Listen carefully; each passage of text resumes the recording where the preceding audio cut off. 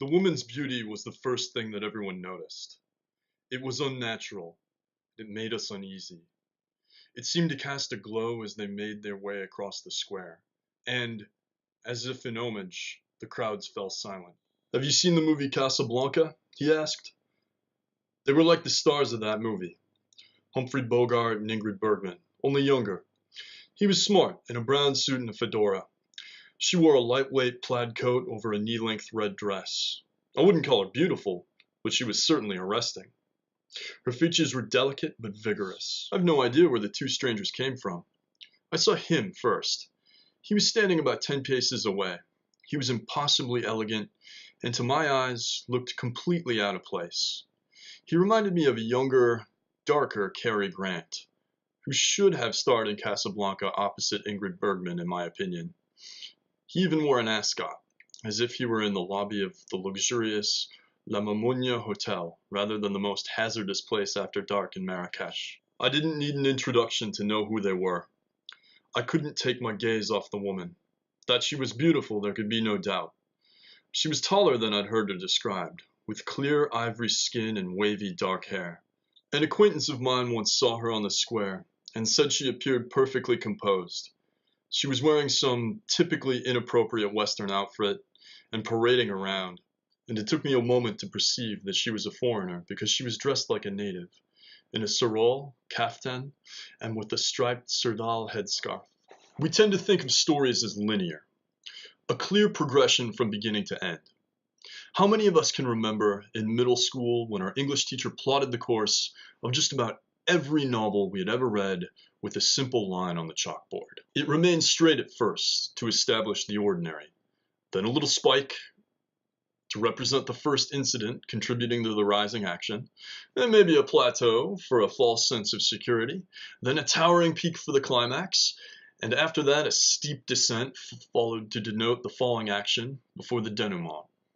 We could fit many of our favorite books into this pattern, but the books I want to talk about today eschew it in favor of something that looks more like a spiral, or a Russian nesting doll, or the ornate geometric patterns in the tilework known as zilij, which you will see everywhere in Morocco, where the Storyteller of Marrakesh takes place.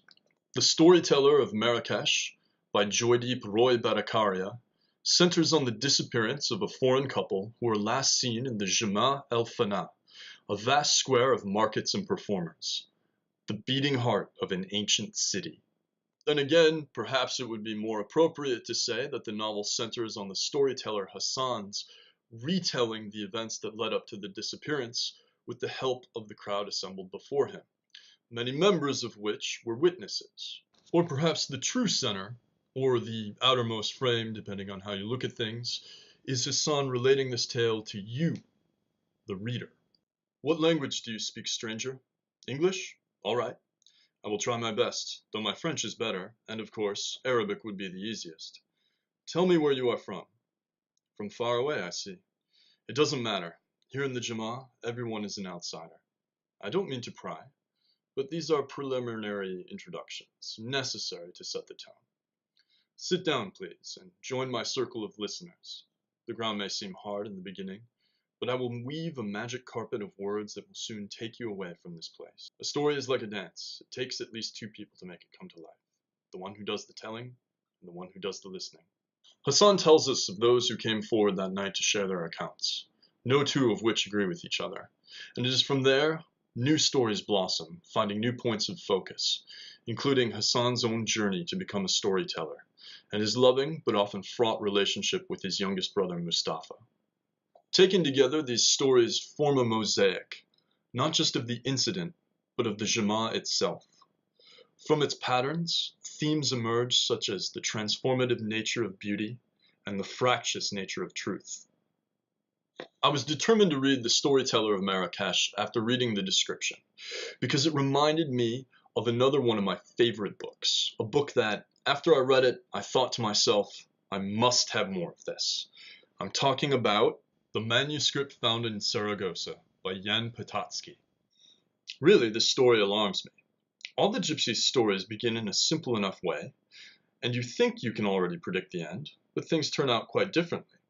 The first story engenders the second, from which a third is born, and so on, like periodic fractions resulting from certain divisions which can be indefinitely prolonged.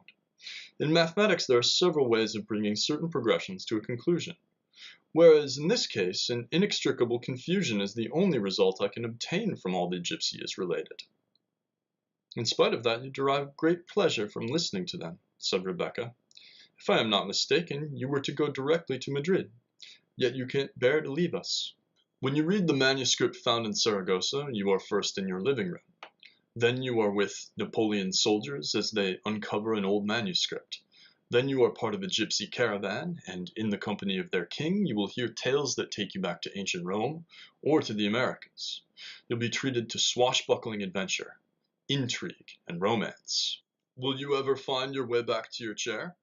Some of the characters within the manuscript get confused themselves. Velasquez spoke and said, I have tried in vain to concentrate all my attention on the gypsy chief's words, but I am unable to discover any coherence whatsoever in them. I do not know who is speaking and who is listening. Sometimes the Marqués de Valflorida is telling the story of his life to his daughter. Sometimes it is she who is relating it to the gypsy chief, who in turn is relating it to us. It is a veritable labyrinth. I have always thought that novels and other works of that kind should be written in several columns, like chronological tables. So, why would Potocki tell his tale this way? Potocki was many things, a polyglot, a polymath, and a world traveler. His native language was Polish. He spoke Spanish, and he wrote in French. He had traveled to China and North Africa, as well as all over Europe. He was an Egyptologist, a military commander, a diplomat, and a mathematician. He was involved in all sorts of political intrigue and passionate affairs. And he was one of the first people in Poland to ascend in a hot air balloon. But his death was just as intriguing as his life. He shot himself through the head with a silver bullet because he believed he was turning into a werewolf. True story. Look it up. He had knowledge and experiences enough for many lives, and perhaps he wanted to relate his amazing life through the many perspectives in this book. But Potocki might have had another reason for using this technique. Although Westerners have used multiple frame narratives, the technique is more commonly associated with the Middle East and North Africa. It could be that in his travels to these regions, Potocki might have come to admire this form of storytelling so much that he sought to create his own version of the 1001 Nights, or the Arabian Nights. Now, it's common knowledge that the tales of the 1001 Nights are framed by the story of Scheherazade, who spins tales nightly to delay her execution. But if you haven't picked up the 1001 Nights, you might not know that the tales Scheherazade herself spins become frames for even more stories. Are your 6 brothers as wise, learned, and taciturn as you? May they not stay alive, I said, if they are like me. You are denigrating me, Commander of the Faithful, and you should not compare my brothers to me, as thanks to their loquacity and lack of honor, each of them has some physical deformity. One of them has lost an eye, while another is completely blind. A third is semi-paralyzed. A fourth has his ears, and a fifth has lips cut off, while the 6th is a hunchback. You should not think, Commander of the Faithful, that I am a man of many words, but I must explain to you that I have a greater sense of honor than they do, and each of them has a story which I must tell you, explaining how he came to be disabled. With its stories within stories, the 1001 Nights feels less like a book and more like a palace of many secret rooms that lead to other secret rooms. It's a book of everything hidden and mysterious.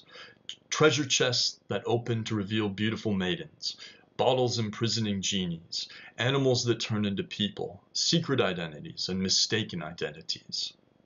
I'm currently about 350 pages into the first volume of the Lyons translation, which is the most complete English translation available. That puts me at about night 50 out of 1001. It's going to be a while before I review the entire thing. If we're still on YouTube in 2020, maybe you can look for my review then. In the meantime, maybe I should get back to that review I was doing. The Storyteller of Marrakesh. I liked this book from the beginning and loved it from the middle. And even as I think about it now, I find things I perceived as flaws to be assets. Although their voices are distinct, the characters all speak in this lyrical, flowery fashion, which I found to be unrealistic at first, but then I remembered the whole novel is being spun by the storyteller Hassan.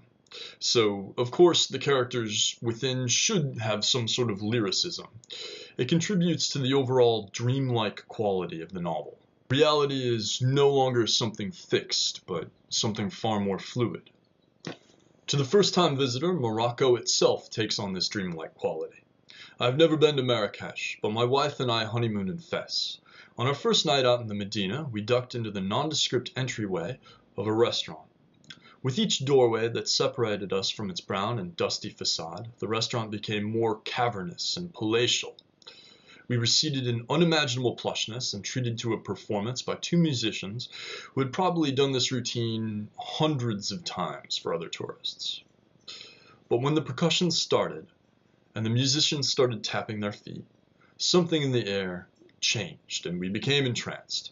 So I thank this book for recreating just a little bit of that moment. Even though I loved The Storyteller of Marrakesh, that doesn't mean I loved everything it had to say. The essence of my lesson lay in a deceptively simple insight, that beauty is truth's companion, and in much the same fashion, it provides the purest form of sustenance. Although I found this passage, for a lack of another word, beautiful, I disagree with Hassan. Beauty is just beauty.